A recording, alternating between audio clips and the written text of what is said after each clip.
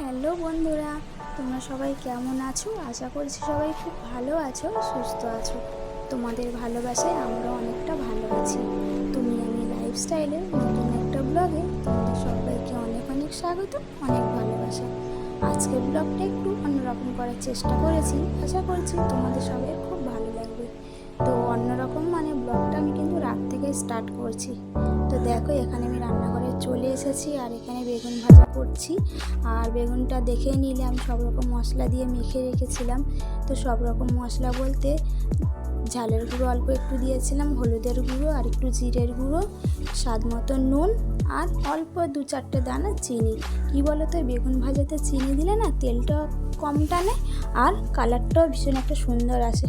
আর এখানে দেখো, আমি পরোটা করছি, তাড়াতাড়ি করে করছি, কেননা তোমাদের দাদাভাই অফিস থেকে এসে না সেরকম কিছু খায়নি। তো বললো পরোটা করছো যেখানে হয়ে গেলে আমাকে একটা দিও। তো সেই জন্য একটু তাড়াতাড়ি করছি। আর এই যে তোমাদের আগেই বললাম, চিনি দিলে বেগুনের কালারটা একটা সুন্দর আসে। তো দেখো, সত্যিই বেগুনের কালারটা খুব সুন্দর এসছে। তো তোমরা হয়তো ঠিকঠাক বুঝতে পারছো না, কেননা আমাদের রান্নাঘরে না খুব একটা বড় লাইট নেই, ছোট্ট একটা লাইট আছে বলে না বোঝা যাচ্ছে না। তো যাই হোক, কি আর যাবে বলো, যেটা আছে সেটাকে নিয়েই সন্তুষ্ট থাকতে হয়। আর আমি আমার সংসার জীবনে অনেকটাই ভালো আছি। আমার আহামরি কিছু লাগবে না, আমার যতটুকু আছে অনেকটাই আছে। আমি মনে করি আমার থেকে হয়তো আরও অনেক কারোরই কম আছে, সেই ভেবে নিজের মনটাকে সান্ত্বনা দিয়ে নিই। কী বলো তো, সবসময় না ওপরের দিকে দেখতে নেই। যত দূর তুমি নিচের দিকে দেখবে না, তোমার সুখটা কিন্তু ততই বেশি হবে। আর তুমি যত দূরের দিকে দেখবে, তোমার কিন্তু কষ্টটা ততটাই বেশি হবে। তো এটাই আমার বড়রা আমাকে ছোট থেকে শিখিয়েছে। আর আমি সেই শিক্ষাতেই কিন্তু এখনও পর্যন্ত চলছি। আর আমি সেই শিক্ষাতে চলছি বলে এখনও পর্যন্ত কিন্তু আমি আমার মনেতে কোনো রকম কোনো কষ্ট পুষে রাখিনি। আমি মনে করি আমি যতটা আছি আমি অনেকটাই ভালো আছি। তো যাই হোক, চলো, এখন আমার বেগুন ভাজা হয়ে গেছে আর আমি অনেকটা বক বক করে নিয়েছি। আর একজনে আমাকে কমেন্ট করেছে, এই ফার্স্ট টাইম মনে হয় আমাকে কেউ একটা খারাপ কমেন্ট করলো। তো খারাপ আমার লাগলো, তার হয়তো খারাপ লাগেনি, সেই জন্যই সে কিন্তু আমাকে কমেন্টটা করেছে। তো বোন, তোমাকে বলছি, কমেন্ট করার আগে না একটু মনে করো যে মানুষটার কি হবে। আমি যেই কমেন্টটা করছি, আমার এই কমেন্টে যখন সে পড়বে তার কতটা কষ্ট হবে। তো তাই বলছি, কাউকে খারাপ কমেন্ট প্লিজ করো না। তো কমেন্টটা আমাকে যেটা করেছে সেটাই তোমাদের তো বলতে ভুলে গেছি। কি বলে তো, আমি খারাপ কমেন্ট পাই না, তো সেই জন্য আমি খারাপ কমেন্টের কোনো আশাও করিনি। তো যাই হোক, যেমন 5টা হাতের আঙুল সমান হয় না, পৃথিবীতে মানুষ কি আর এক হয়? তো যাই হোক, ও কী ভেবে বলেছে ওই জানে। তো যেটা বললাম, আমার না রান্নাঘরের দেওয়ালে না চুনগুলো একটু খসে খসে গিয়েছে। তো সেই দেখেই ও বলছে, তোমার রান্নাঘরটা এরকম, তুমি রান্নাঘরটা ঠিক করতে পারো না, কী অবস্থা। তো তোমাকে বলছি বোন, আমার তো এরকম রান্নাঘর তাও তো আছে, কত মানুষের তো তাও নেই বলো, তাহলে কি তারা বেঁচে নেই? আমাদের মনে হয় আমরা যতটুকু পেয়েছি আমরা তাতেই খুশি থাকলে না সেটাই যথেষ্ট। আর তোমাকে বলছি, এরকম কমেন্ট আমাকে কেন, যারা যারা ব্লগ ভিডিও করে বা অন্য কোনো ভিডিও করে না, কাউকে এরকম কমেন্ট করবে না। কেন বলো তো, তোমার এই কমেন্ট পড়ে না অনেকটা খারাপ লাগে, জানো তো। তো যাই হোক, কিছু মনে করো না, তোমাকে কিন্তু আমি কোনো জ্ঞান দিইনি, জাস্ট মনে হলো তাই তোমাকে বললাম বোন। আর তোমার নামটাও কিন্তু আমি নিলাম না, কেননা তোমাকে অনেকেও হয়তো খারাপ কমেন্ট করবে। তো আমি চাই না যে তোমাকে কেউ খারাপ বলুক, তো সেই জন্য তোমার নামটাও নিলাম না। তো নেক্সট বারে না এরকম বাজে কমেন্ট করবে না, ঠিক আছে? তো চলো, আবার অনেক জ্ঞান দেওয়া হয়ে গেল। তো আবার অনেক হয়তো কমেন্ট করবে যে জ্ঞান দিচ্ছে, এটা কিন্তু জ্ঞান দেওয়া না, ঠিক আছে? তো আমার রান্না কমপ্লিট হয়ে গেছে কথা বলতে বলতে। আর অনেকটা থালা বাসনও হয়েছিল, তো সেগুলো আমি কিন্তু রান্না করতে করতে অর্ধেকটা মেজে নিয়েছিলাম। আর তারপরে এই যে অর্ধেকটা ছিল এখন মাজছি। কি বলে তো, আমি রান্নার হয়ে গেলে না আমি রাতের জন্য পুরো সব কিছু ধুয়ে মেজে রেখে দিই। কি বলে তো, রাতে কিছুটা কাজ আগিয়ে রাখলে না সকালে অনেকটা মানে আগিয়ে যায়। তো যেহেতু সকালে রান্না থাকে, তোমাদের দাদার অফিস থাকে, তো সেই জন্য যতটা কাজ পারি রাতের দিকে আগিয়ে রাখার চেষ্টা করি। তো এখানে থালা বাসনগুলো সব এক এক করে দেখো আমি ধুয়ে মেজে ভালো করে গুছিয়ে রাখছি। আর আমাদের তো বাইরে যেতে হয় না, যেহেতু ঘরেতেই কল আছে, তো সেই জন্য আর কোনো রকম সমস্যাও হয় না।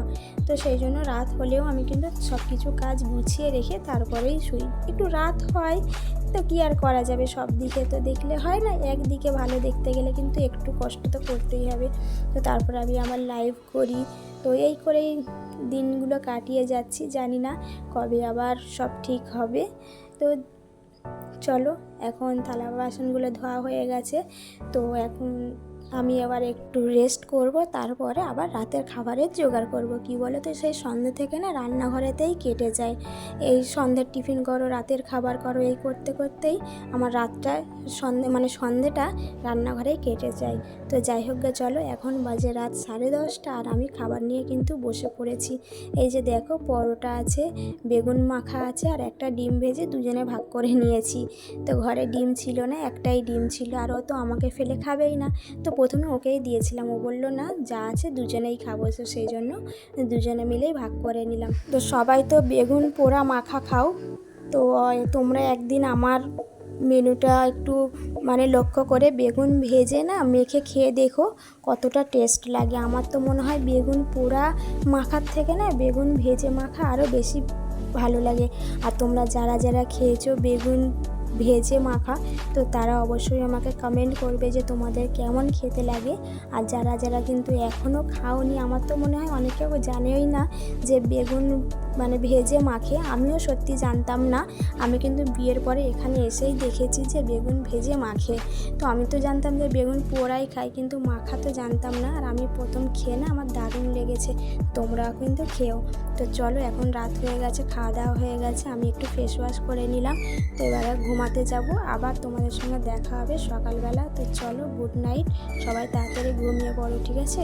সবাইকে জানাই শুভ সকাল। আবার রাত থেকে সকাল হয়ে গেল, আবার তোমাদের সঙ্গে গল্প করতে চলে এলাম। আর আজকের ওয়েদারটা খুবই সুন্দর ছিল, তো ভাবলাম চলো একটু ভিডিও করে তোমাদের সঙ্গে শেয়ার করি।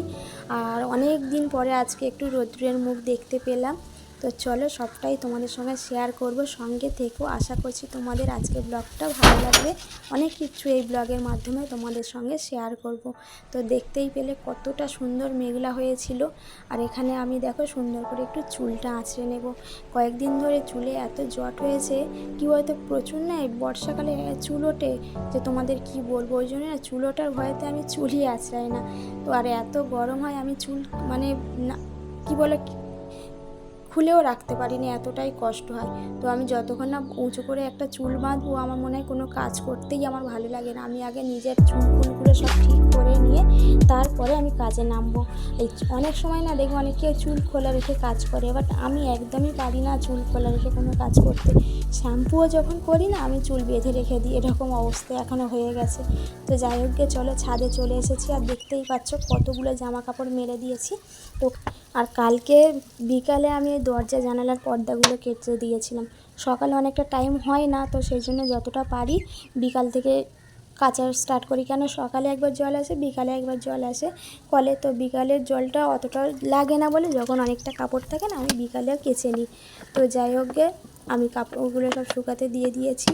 আর দেখো এখানে আমি গাছে জলও দিয়ে দিচ্ছি। আর এই বোতলটা না আমি কিসের জন্য করেছিলাম বলো তো, কয়েকদিন আগে একটা ট্রেন্ডিং একটা সং চলছিল না, বোতল ফুটো করে, তো আমি ভেবেছিলাম আমি ভিডিওটা করব, তো সেই জন্য বোতলটাও ফুটোও করেছিলাম। তো আমার এখনও পর্যন্ত ভিডিওটা করা হয়নি, তো আমি গাছে জল দিয়ে দিয়েই এখন কিন্তু আমি যাচ্ছি। বোতলটা তো কাজে তো লাগলো বলো। আর আমার ঘরটার অবস্থা দেখেছো কী হয়ে আছে, কোন দিকটায় যাব কোন দিকটায় সামাল দেবো না, মাথা যেন গুলিয়ে যাচ্ছে। তো চলো আস্তে আস্তে করি। আর দেখতে পাচ্ছ আমার চেয়ারে কত কাপড়। আমরা বাঙালিরা কিন্তু যতই আমাদের আলমারি থাকুক না কেন, আমাদের আলনা থাকুক না কেন, আমরা কিন্তু চেয়ারে কাপড় রাখা কিন্তু একদমই ভুলবো না। আর আমি তো মনে করি আমার মতো অনেকেই এরকম চেয়ারে কাপড় রাখে, তাই না বলো? তো চলো এখন চাদরটা গুছিয়ে নিই, তারপরে চেয়ারের কাপড়গুলো গোছাবো। কালকে অনেকটা কাপড় ছিল বলে, তো ওই যে জানলার পর্দাগুলো কেচেছিলাম বলে না কাপড়গুলো গোছানো হয়নি, না তুমি কালকেই কাপড়গুলো গুছিয়ে নিতাম। তো একই হাতে না সবটা কাজ হয়ে ওঠে না, তো যখন যেটা পারি তো তখন সেটা করে নেওয়ার চেষ্টা করি। তো চলো এখন বেশি না কথা বলে কাজগুলো স্টার্ট করি, আবার না তো ওদিকে না লেট হয়ে যাবে। আমি কিন্তু খুব একটা চাদর কি বলে তো নোংরা হয় না বলে না, আমি সত্যি কথা বলতে আমি খুব একটা চাদর তুলি না, 2-3 দিন পরে পরে কিন্তু আমি চাদর চেঞ্জ করি। তো অনেকেও আমাকে অনেক কিছু কমেন্ট করবে প্লিজ কেউ খারাপ কমেন্ট করো না। তো যে যেরকম পারে তাকে সেরকমভাবেই তার সংসারটাকে গোছাতে দাও। তোমরা শুধু একটু ভালোবাসা দিয়ে যাও, তাহলেই কিন্তু হবে। খারাপ কমেন্ট করলে কি বলে তো, মনে কষ্ট ছাড়া না আর কিছুই হয় না। না তুমি আমাকে চেনো, না আমি তোমাকে চিনি, কিন্তু যেই খারাপ খারাপ কমেন্টগুলো পড়ি না, তখনই ভীষণ খারাপ লাগে। তো প্লিজ কেউ খারাপ কমেন্ট করো না, ঠিক আছে? আর ব্লগটা তোমরা প্রথম থেকে শেষ পর্যন্ত দেখো, আশা করছি তোমাদের ভালো লাগবে। আর আজকে ব্লগটা একটু অন্যরকম হলো, তা তোমাদের দেখতে বেশ ভালোই লাগলো, তাই না? তো প্লিজ তোমরা আমাকে কমেন্ট করবে কিন্তু, ঠিক আছে? আর আমার কেমন কেমন কোন ভিডিও তোমরা দেখতে পছন্দ করো, আমার ব্লগ ভিডিও নাকি আমার ঘুরতে যাওয়ার ভিডিও, তো সবটাই তোমরা আমাকে কমেন্ট করে করে জানাবে। তোমাদের কমেন্ট দেখেই কিন্তু আমি ভিডিও দেওয়ার চেষ্টা করব। তো এখন খাটটা ঝাড়া হয়ে গেল, এইবারে আমি কিন্তু সুন্দর করে কাপড়গুলো গুছিয়ে নেব। আর অনেকটা কাপড় জমেছিল জানো তো, জানি না গোছাতে গোছাতে কতটা টাইম লেগে যাবে। আবার ভাবছি আজকে একটু নিচে নামবো। তো নিচে নামবো যখন তোমাদের দেখাবো কী অবস্থাটা নাই হয়ে আছে। তো তোমরা ভাববে যে দিদি কীভাবে এগুলো সামাল দেয়। তো কী করব, এই সব নিয়েই এখন চলছে। জানি না কতদিন আর এরকমভাবে চলবে। যতদিন চলবে ততদিন চালাবো। তোমরা সাপোর্ট করো, ভালোবাসা দিও। তো চলো এখন বক বক না করে কাপড়গুলো গুছাই। আর তোমরা সঙ্গে থেকো, কেউ কিন্তু কোথাও যাবে না।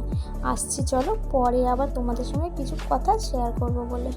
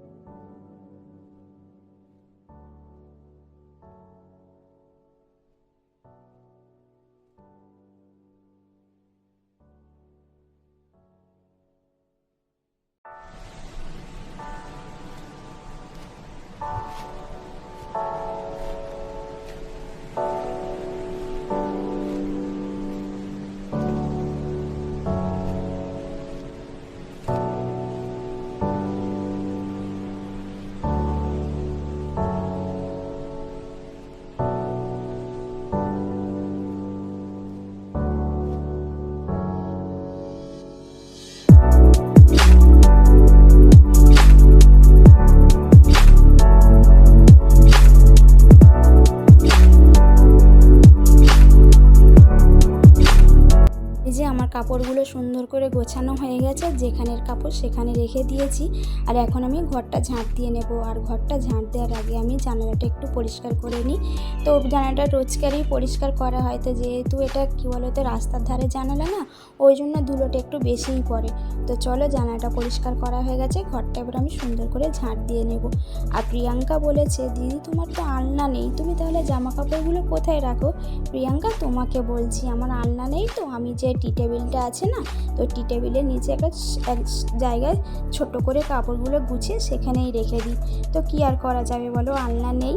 তো এইভাবেই আমি জামা কাপড়গুলো সুন্দর করে গুছিয়ে রাখি। তো খুব তাড়াতাড়ি একটা আলনা কেনার ইচ্ছা আছে, সেটাও তোমাদের সঙ্গে কিন্তু আমি শেয়ার করব, ঠিক আছে? তোমরা একটু সাপোর্ট করো দিদিটাকে। থ্যাংক ইউ প্রিয়াঙ্কা আমার কথা সুন্দরভাবে ভাবার জন্য। তো দেখো, এখন সুন্দর করে আমি ঘরটা ঝাঁট দিয়ে নিলাম। আর এর পরের ভিডিওতে আমি তোমাদেরকে একটা খুশির খবরও জানাবো। তো চলো এখন ঘরটা ঝাঁট দিয়ে নিয়ে, এই যে ঘরটা ঝাঁট দেওয়া হয়ে গেছে, সুন্দর করে গুছিয়ে নিয়েছি। কি অবস্থা ছিল, ঘরটা গোছাতে গোছাতেই আমার অনেকটা সময় খেয়ে গেল। আর ওই যে পুচকুটাকে আমি এখন টি টেবিলের ওপরে রেখে দিয়েছি। অনেকটা দিন হয়ে যাচ্ছিলো, খাটের মাথায় ছিল, ওরও একটু বোর বোর ফিল হচ্ছিলো, এক জায়গায় কতদিন থাকবে বলো। তো সেই জন্য ওকে আমি এক ধারে টি টেবিলের পাশে রেখে দিয়েছি। আর এই যে ঘর ঝাঁট দেওয়া হয়ে যেতে আমি নিচে নেমে এসেছি। আর দেখো, অনেকটা কিন্তু জল কমে গিয়েছে আমাদের নিচে। কতটা জল ছিল তোমাদের তো দেখিয়েছি। জল কমলে কী হবে, এখানে যে আমার গাছগুলো সব নষ্ট হয়ে গেল। দেখো না, আমার ক্যাপসিকামটাও নষ্ট হয়ে গেল। আর প্রত্যেকটা গাছ আমার অবস্থা খারাপ হয়ে গেল। গাছগুলো দেখছি না, আর চোখ দিয়ে আমার টপ টপ করে জল পড়ছে। যে কী থেকে আমার গাছগুলো কি হয়ে গেল। আর এই যে লঙ্কা গাছটা এত পরিমাণে লঙ্কা হয়েছিল, তোমাদের বলে বোঝাতে পারবো না যে কতটা লঙ্কা হয়েছিল। তো যাই হোক গিয়ে গাছটা নষ্ট হয়ে গেছে। আর এই যে লঙ্কাগুলো এখন শুধু দেখতে পাচ্ছ কীরকম হয়ে আছে, একটা পাতা নেই। তো চলো লঙ্কাগুলো তুলে নিই, না তো লঙ্কাগুলো না নষ্ট হয়ে যাবে। আর এখানে দেখো আমার উচ্ছে গাছটাও কিন্তু খুব খারাপ হয়ে গেছে। আর এখানে দেখো প্রত্যেকটা গাছ আমার কিন্তু খারাপ হয়ে গেছে, একটা গাছ ভালো নেই। তো ভাবছি এই শ্যাতলাগুলো একটু কমে গেলে গাছগুলোকে ছিঁড়ে ফেলে দেব। আর এখানে একটা কিন্তু লঙ্কা পুরো লাল হয়ে গেছিলো, ভাগ্যিস সেই লঙ্কাটা লাল হয়েছিল। তো এই লঙ্কাটাকে আবার বীজ করার জন্য আমি রেখে দেবো। তো আজকে ব্লগটা কেমন লাগলো অবশ্যই